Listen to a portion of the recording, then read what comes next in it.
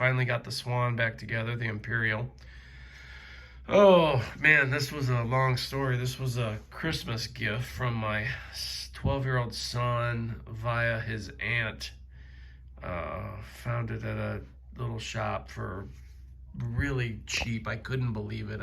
I still have my doubts as to whether or not she's lying on the price, supposedly $75. It's been repainted, but they did a pretty decent job on the paint. Had a nice twisted cloth wire on it. So, Christmas morning, I thought, let's plug it in. Good deal. Popped right there on the counter, much to my son's dismay and mine. So, after reassuring him that I'd get it back together and fix it, long drawn out process, as I started digging into it, oh my God, whoever did this should be ashamed. I hope they're not in any of the fan groups, because they just don't deserve to be. The wiring was all just twisted and electrical tape, no solder, nothing, just cheap vinyl electrical tape over wires that were just barely twisted together. I couldn't believe it.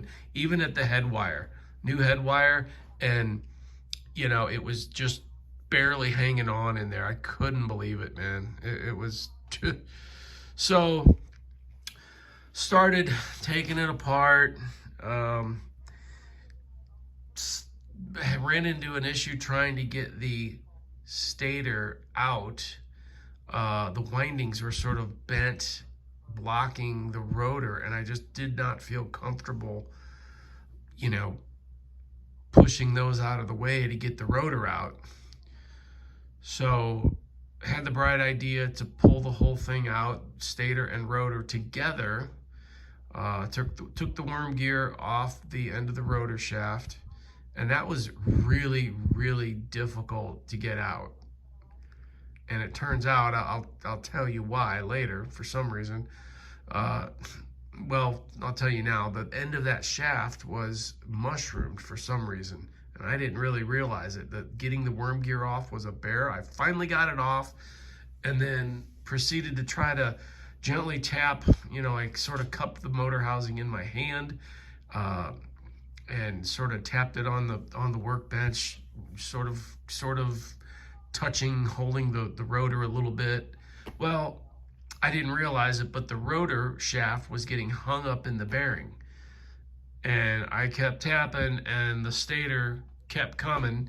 So needless to say, the stator windings got tore up on the edge of the rotor. And I was just I couldn't believe it. And I finally got the rotor out of the bearing once I realized what was going on and chewed up the bearing. Did some surgery on the stator. I checked it out with the ohm meter, and it ohmed out okay, so I thought maybe there's hope. So I cleaned it up real good, sprayed the bejesus out of it with the proper varnish. Thought I managed to do some surgery soldering and got some wires coming out of it. And I thought I did a pretty doggone good job for, given the situation.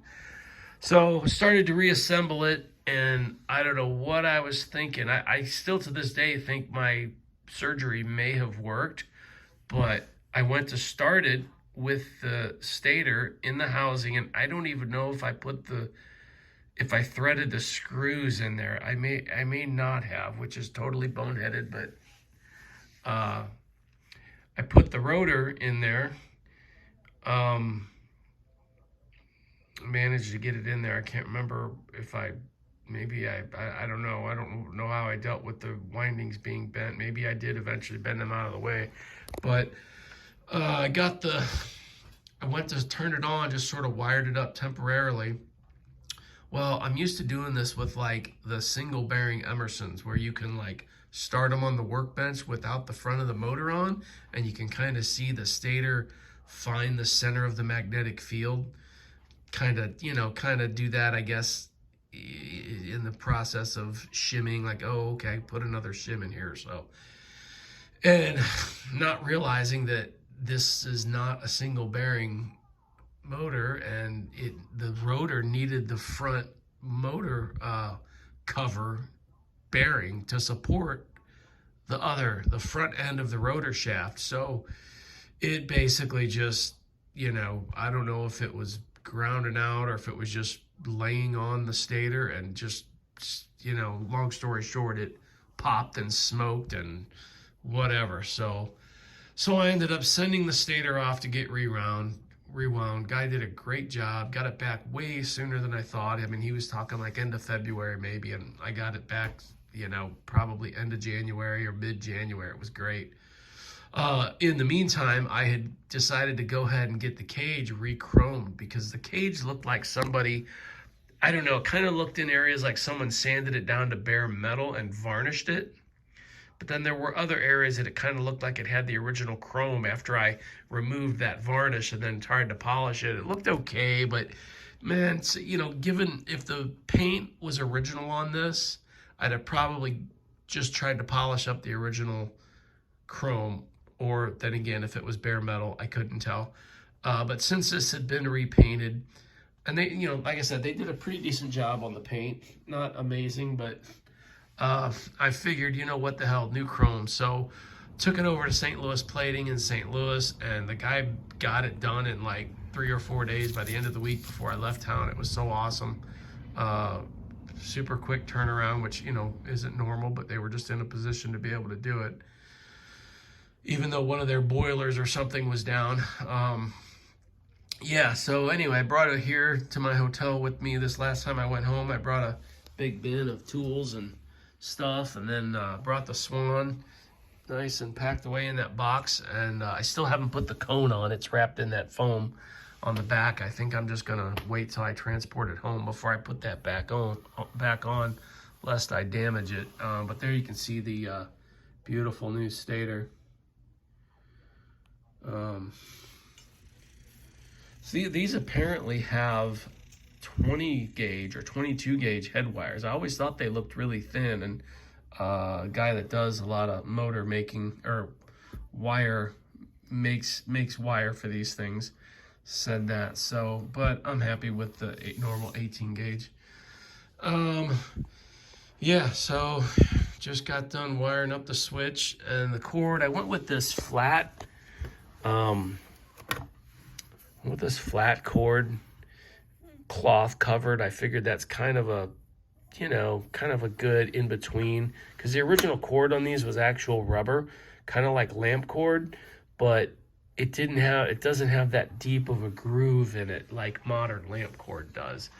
And so I just, I found some soft rubber style lamp cord that I was going to use, but at the end of the day, that groove just looks like modern lamp cord, So anyway, I thought this was a nice compromise. I've got a little 8-inch. Let me show you. Little 8-inch. Yeah, this is all the pickings from the last couple weeks. Emerson. I don't know if it's considered a junior or what, but it's got the original cord on it. Original end that's destroyed. But it's like a flat wound cloth, a flat wire cloth overbraid. So went that route and pretty happy with it. Yeah, just runs great, oscillates beautifully.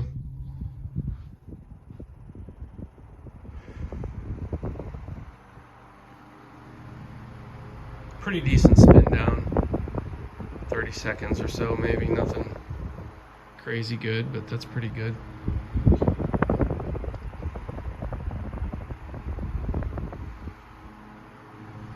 So yeah, Imperial Swan rising from the ashes. Thanks for watching.